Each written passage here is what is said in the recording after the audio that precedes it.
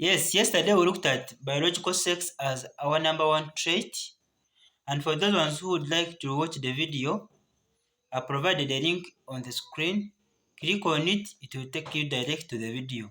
Today we are continuing with our traits and we are going to look at number two trait called gender identity.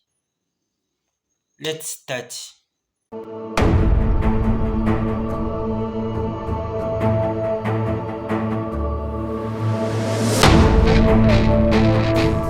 Before we look at this trait, I want us to understand that there is a difference between sex and gender. Sex is determined by sexual organs that someone has. Male or female, male should be having testes, penis, female should be having vagina, uterus, and etc. But gender is determined by roles, norms, and responsibilities that someone carries. For example, someone can be a male by birth, but like the work he does always, the responsibilities that he's carrying and the roles he performs render him to be a female. That is gender. So, by gender, that person is a female, but by sex, that person is a male. Are we together? Are we knowing the difference between sex and gender? Okay, let's continue with our trait. So, this trait called gender identity. This is a personal feeling and experience of one's own gender between being male and female. Gender identity is like someone's feeling about their gender. Someone can feel like he's a female, or someone can feel like he's a male, depending. That's what they call gender identity. What you are feeling, which gender you are feeling for yourself. That's what they call gender identity. Now, in this trait, that's why you find people identifying themselves as cisgender, people identifying themselves as transgenders, others identifying themselves as uh, gender neutral, others bigender, and very many others. There are very many gender identities. But to explain a few that I've listed here. Number one, cisgender. Cisgender is a term to define a person whose gender identity is the same with the gender identity that was assigned to them at birth.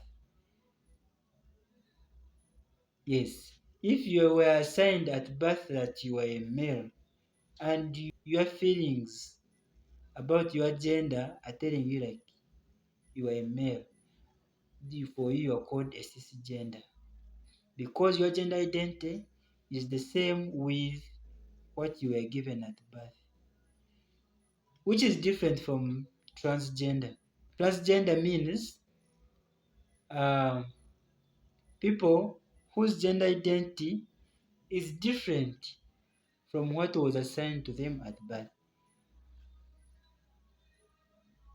Like, you find someone was assigned to be a male, but for them they feel like they are females. And according to research, it shows that this feeling starts as early as at the age of 3 to 4 years. At the age of 3 to 4 years, already the kid is starting to feel their sex, their gender. So these transgenders, they always face challenges. They have a problem called gender dysphoria, they don't always feel comfortable with the gender that was assigned to them at birth.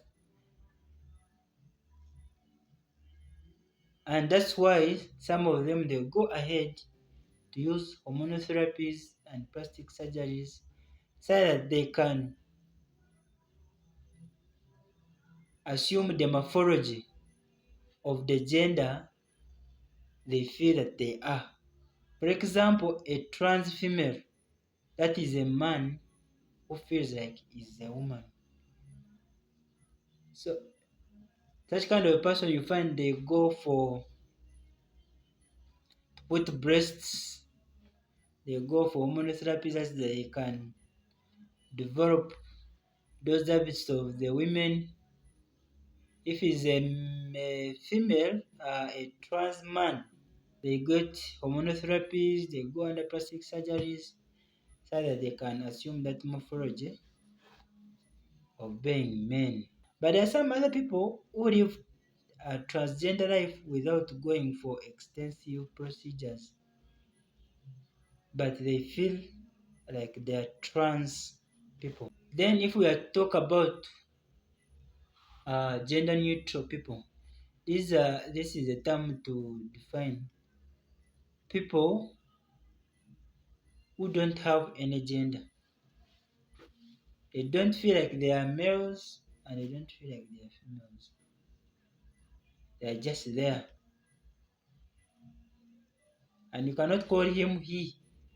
You cannot call them he or she.